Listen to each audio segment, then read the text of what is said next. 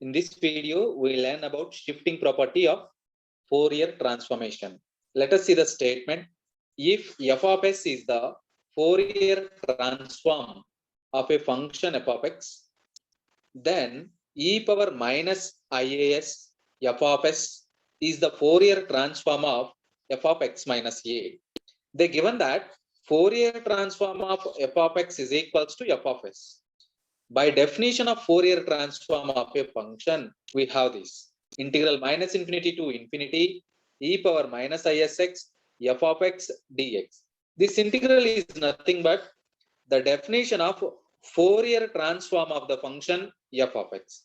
And here f of s, because of here we use the parameter s, that's why we write here f of s. If you use the parameter p, the same thing can be represented by f of p. So now consider capital F of, this capital F represents Fourier transform. Fourier transform of f of x minus a is equals to integral minus infinity to plus infinity e power minus isx f of x minus a dx. To prove this theorem, we substitute this x minus a is equals to t. Put x minus a is equals to t. Then dx is equals to dt. By substituting this, here you observe that what is x? From this calculation, x is equals to t plus a. X is equals to t plus a. So you get integral minus infinity to plus infinity e power minus is into t plus a f of t dt. Let us split the terms. This one. E power minus is into t plus a can be written as e power minus ist e power minus isa. You observe that integration with respect to t.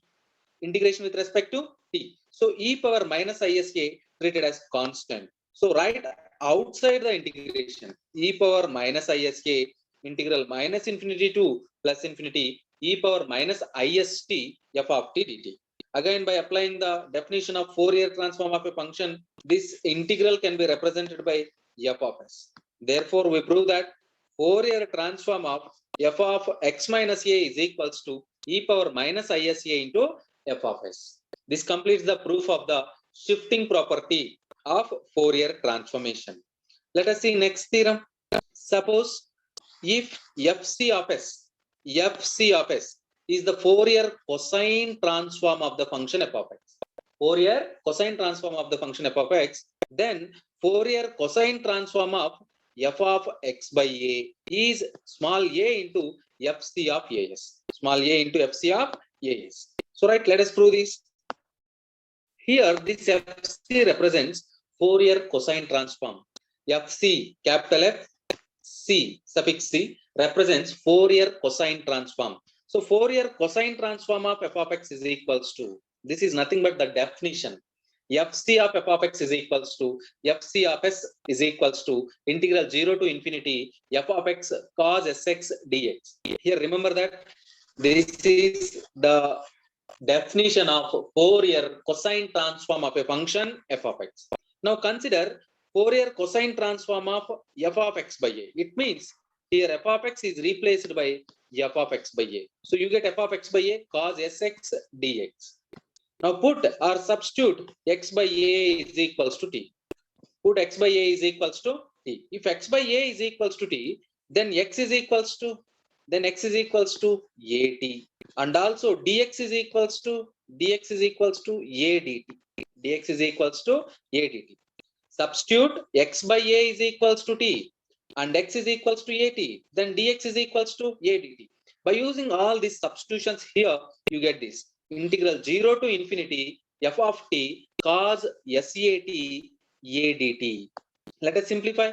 Here integration with respect to t. So write this a outside the integral. So we get this integral a integral 0 to infinity f of t cos ast dt.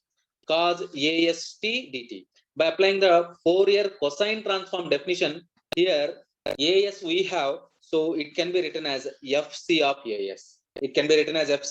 as. Hence, Fourier cosine transform of f of x by a is equals to a fc of as. This completes the proof of the theorem.